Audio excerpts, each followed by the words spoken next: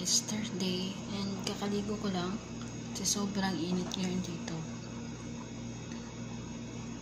Nag-alala na ako mga kados kasi ilang months na hindi na sila nagbigay ng sahod sa akin. Hindi ko alam kung bakit, hindi ko rin kasi tinanong. Pero today, nakasan ko yung loob ko na sabihin ko sa kanila na kailangan ko ng pera, kailangan ko ng magpapadala sa amin. Although, sinabi ko naman nung isang araw kay Madam Dami na kailan ba bibigay yung sahod. Kasi kailangan ko lang magpadala. Hindi naman siya umimik. Hindi din niya sinabi sa asawa niya.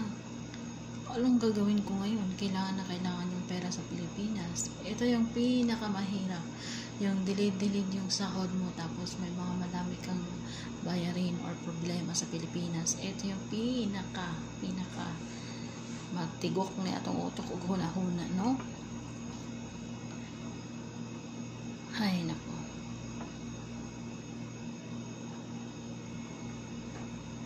Hindi ko alam kung bakit ginagawa nila ito.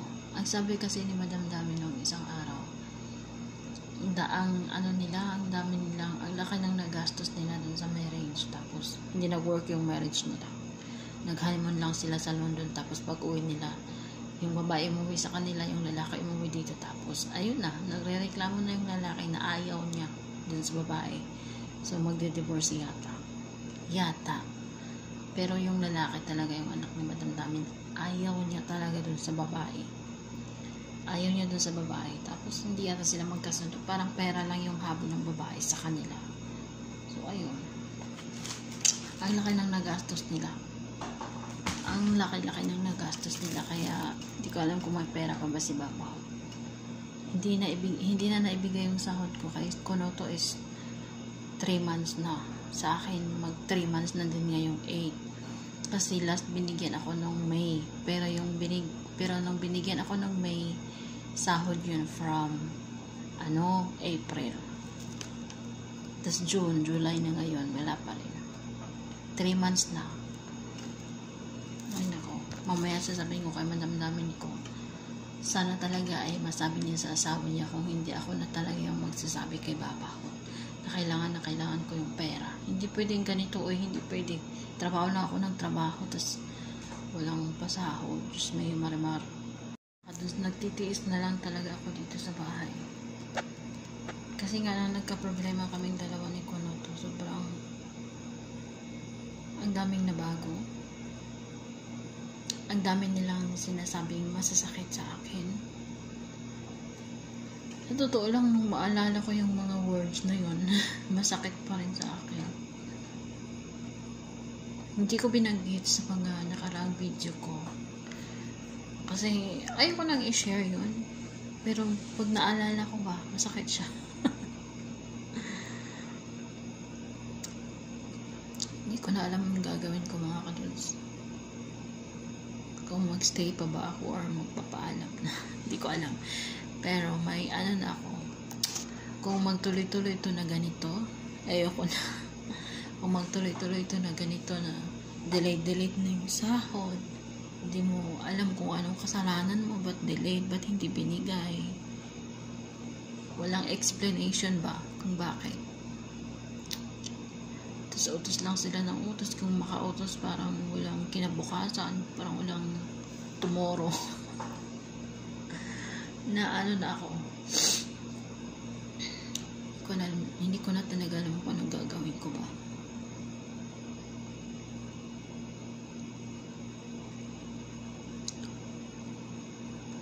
Ito yung part na pinakamahirap kung wala kang ipon. Trabaho ng trabaho, padala ka ng padala, wala kang ipon, ni kahit 50 real, wala ka sa bulsa mo. Tapos magka-problema, eto.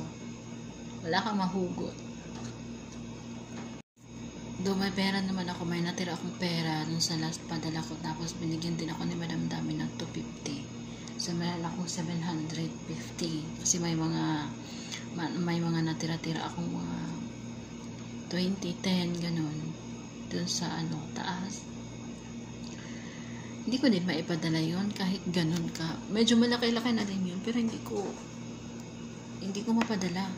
Kasi kailangan kong buo ipadala sa Pilipinas. Kasi minsan lang ako makalabas dito sa bahay. Diba? Nag-iiwan talaga ako ng pera para sa akin. Pero ngayon hindi naman ako pwedeng lumabas ng bahay. Walay rin. Tapos kung sasabihin ko naman kung anong gusto ko sa tindahan or sa grocery or something sa pharmacy, minsan binibigay, minsan walay din. Hindi ko alam kung bakit nagtagal ako dito sa bahay. Mabait naman sila. Kung kabaitan, mabait.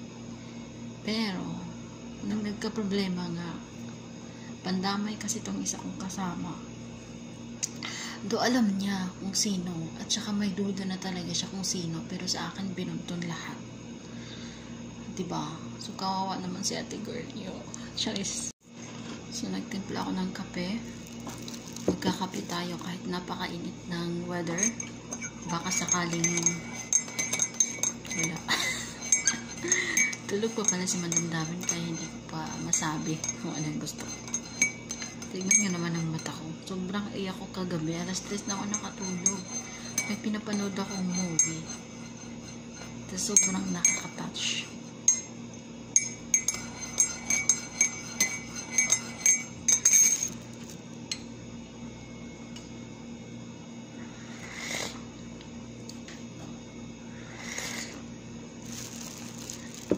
Sobrang tamis naman.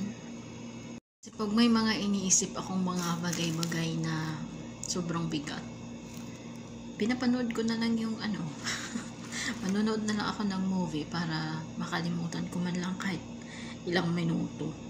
Tapos maaliw na ako dun sa mga pinapanood ko o iiyak ako dun sa mga pinapanood ko tapos makatulog na ako, ganun.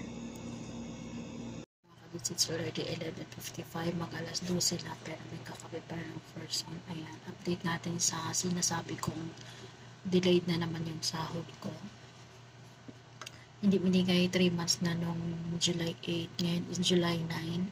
So nag-video ako nung nakaraan is July 4, tapos pagkahapon nun ay sinabi ko kay Madam Dami na kailangan ko na yung sahod ko para maipadala ko na. Sasabihin niya sa asawa niya.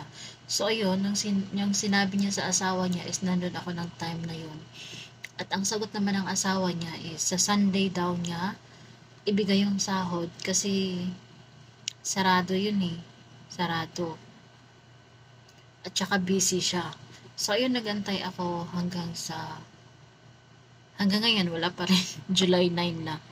So wala pa rin hindi pa rin binigay yung sahod. At saka may mga problema sila, napakalaking problema nila about sa family and then sa din sa pera. So ayun, kaya hindi nabigay yung sahod. So ayun, kukulitin ko na naman si madamdamin ko bukas na kailangan ko na talagang magpadala sa Pilipinas. Kasi sa 3 buwan na hindi sila nagbigay ng sahod, isang beses lang ako nagpadala sa Pilipinas. So hindi pwedeng ganito, 'di ba? So yung update natin dyan sa sahod ko is binigay na nung Wednesday. After 1 week pa binigay. Diba palagi kong sinasabi kay Madam Dami na gusto ko yung sahod ko, kunin ko na yung sahod ko. After 1 week pa yun na ibigay. Lampas yata sa 1 week yun, hindi ko maalala. Tapos nung Wednesday, binigay sa akin. Tapos nung Thursday, napadala ako. Imagine nyo, hindi pa talaga ako nakapasok dun sa may Injust. Tumawag na dun sa driver na tapos na ba daw ako. As in, kakahawak ko pa lang nung pintuan papasok ng Injust para magpadala ng pera. Tinatawagan na yung driver kung tapos na ba. Kasi papauwiin na ako. Ganon, katindi yung pinagbago nila dito ngayon sa bahay. So pag-uwi namin dito sa bahay, nasa baba pa lang ako. Tinawag na ako. Bigay ko daw yung ikama ko. Hindi pa ako nakaakyat sa taas, as in naglalakad pa lang ako sa baba. Kinuha na agad yung ikama ko, binigay ko naman. So ayun yung ating update. 1 buwan lang yung binigay sa akin. It's supposedly 3 months.